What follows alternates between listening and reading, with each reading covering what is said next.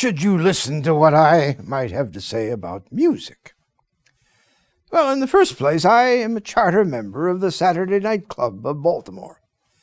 Every Saturday evening, we gather at the hotel rendered to devote 2 hours to music making and 2 more hours to the twin and inseparable art of beer drinking.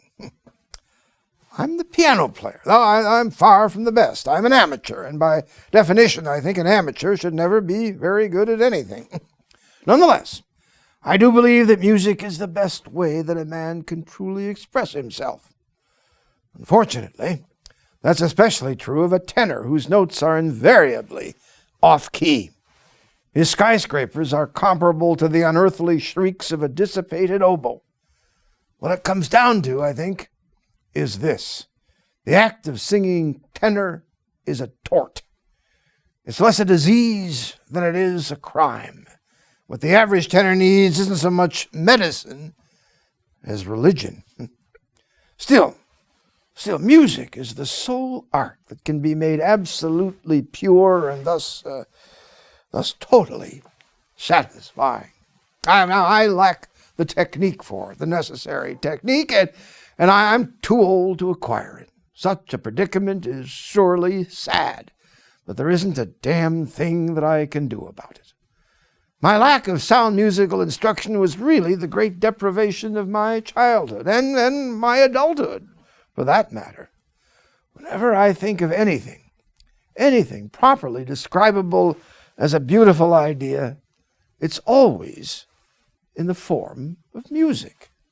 Here I am, someone who's written upwards of 10 million words, and yet I'm convinced that I shall die an inarticulate man, because my best ideas beset me in a language I know only vaguely and speak only as a child. To be sure, as a grade school student at the Friedrich Knapp Institute in Baltimore, the day always began with music, mostly German songs, with Herr Knapp accompanying us on his violin. I have wonderful memories of those mornings. Actually, they're really my only good memories of the place. In fact, to this day, the sound of horsehair on catgut moves me deeply. Perhaps I think that's because the world presents itself to me chiefly as a complex of oral sensations and not of visual ones. In fact, to satisfy my thirst for music, I journey to Bethlehem, Pennsylvania every May to attend the Bach Festival that is held there. Now, Bethlehem, this is a town founded on steel, a town appropriately hard and brisk, a town one guesses at once, in which Rotarians are not without honor. And yet I have never attended a show of such complete and charming simplicity. Bach is sung in that smoky valley for one reason and one reason only, because the people there love to sing him. And when I'm there among them, I know that I am with people who share my belief that there are really only 2 kinds of music in this world: German music and bad music. Why German music is so marvelous may be a mystery to some, but it's not a mystery to me. I'm convinced that it has something to do with brains. This is especially true of composers of great symphonic music which is full of technical complexities. And playing it requires the capacity to do a dozen things at once. Why, when Brahms wrote his piano concerto in D, he was the complete master of his materials. And I'd rather have been present at Karlsruhe on November 6th, 1876, for its first performance than at the initiation of General Pershing to the Elks or the baptism of Calvin Coolidge. And I'd rather have witnessed the debut of Beethoven's Heroica on April 7th, 1805, than the landing of Columbus. Ah, the Heroica. One can easily imagine improvements in the human eye, or even even in the Constitution of the United States. But one cannot imagine improvements in the first movement of the Heroica. And the last movement is voluptuous. It's Bolshevistic. How do I know? Take this little test. Try playing it while looking at a portrait of Calvin Coolidge. It's as impossible as eating ice cream on roast beef. With the birth of the Heroica, there came a cleavage of colossal force and abruptness in all of Western history. Music was forever turned on a new course. It was taken out of the hands of the effete few and given over to all mankind. And Beethoven remains one of the lucky few whose stature, in retrospect, continues to rise steadily. It must have been a bizarre jest of the gods to have pitted Beethoven in his first days in Vienna against Papa Haydn. Poor Papa Haydn. He was a genius. Yes, a genius of the first rank. Tunes of the utmost loveliness gushed from him as oil gushes from a well. But when Beethoven stepped in, poor old Papa Haydn had to step down. What lifted Beethoven over Haydn was nothing less than his greater dignity as a man. The feelings that Haydn put to music were the feelings of a country pastor. The tears that he wept were the tears of a woman who had just discovered a new wrinkle. Not so with Beethoven. The feelings that he put to music were the feelings of a god. Beethoven concerned himself not with the transient agonies of romantic love, but with the eternal tragedies of man. From whence did his genius spring? I do not know. But I do know this. I know that no one needed the ministrations of an efficient German housewife more than he did.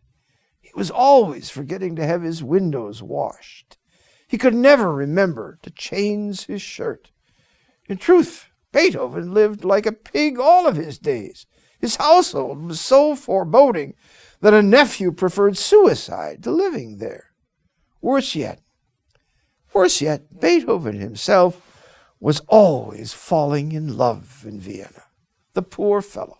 His heart went pitter-pat every time he saw a pretty girl, which was all too often in those days in the streets of Vienna.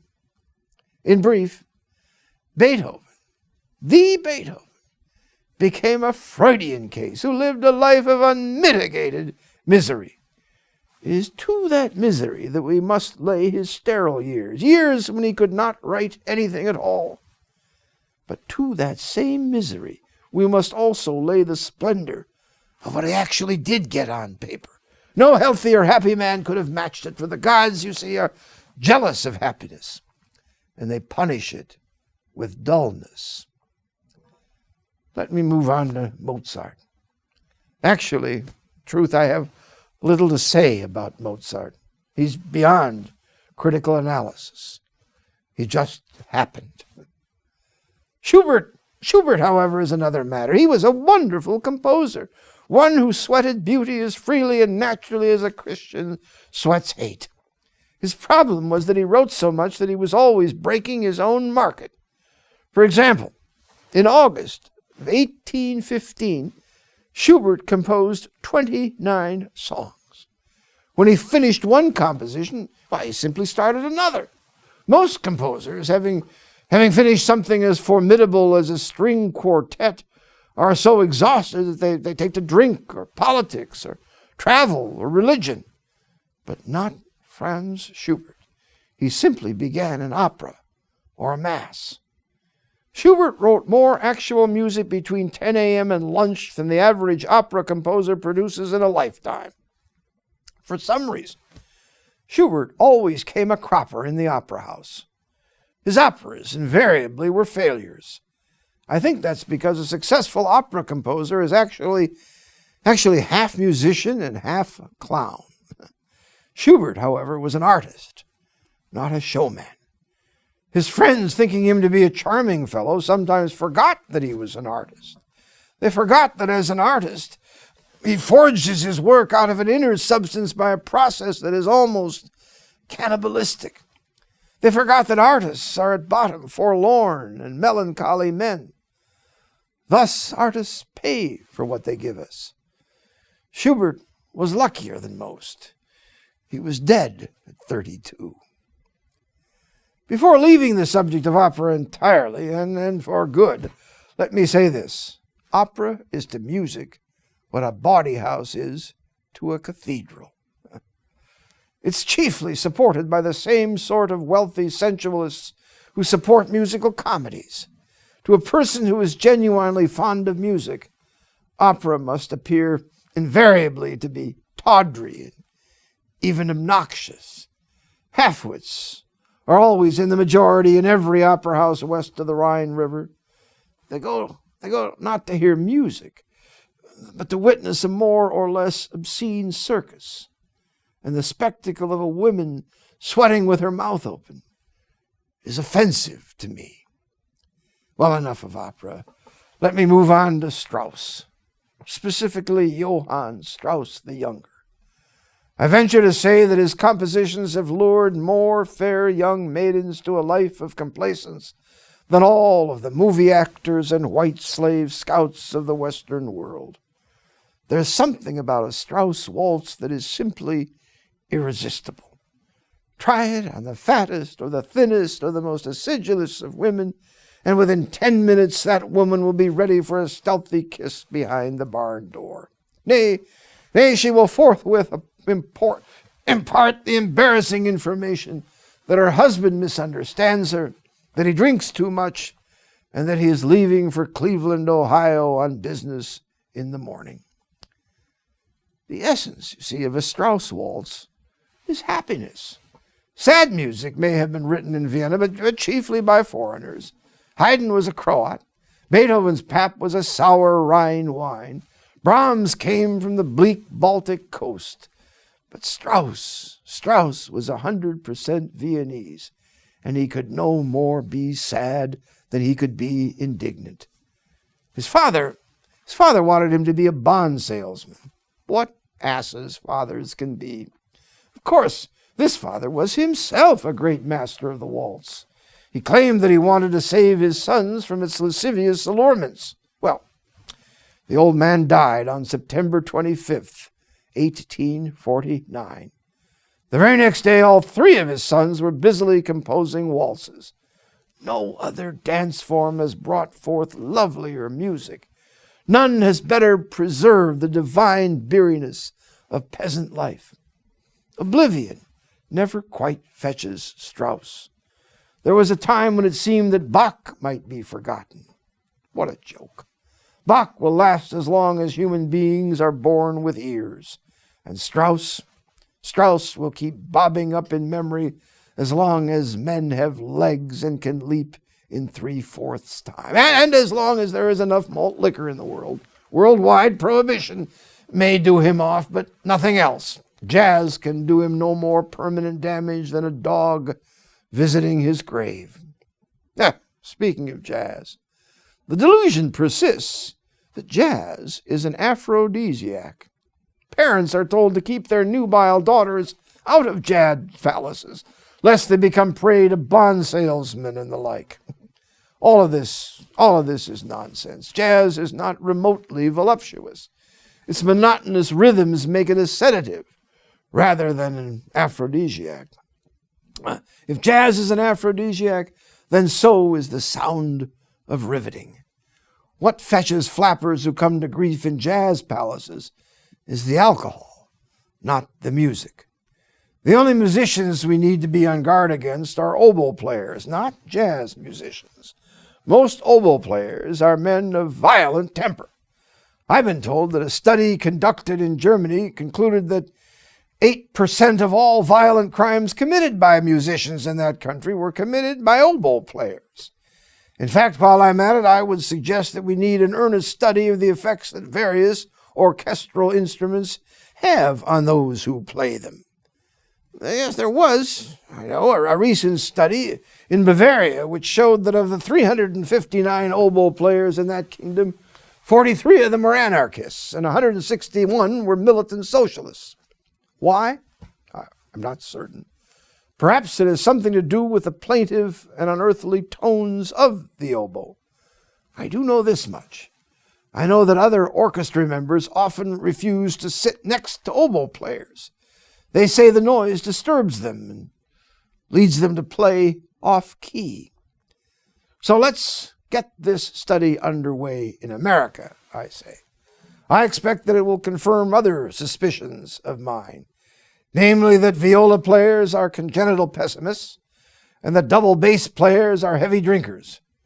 In the meantime, let us do our best to concentrate on simply enjoying the music. Yes, whether in concert halls or at Bach festivals, and yes, even if it comes courtesy of oboe players, jazz singers, and tort-minded tenors.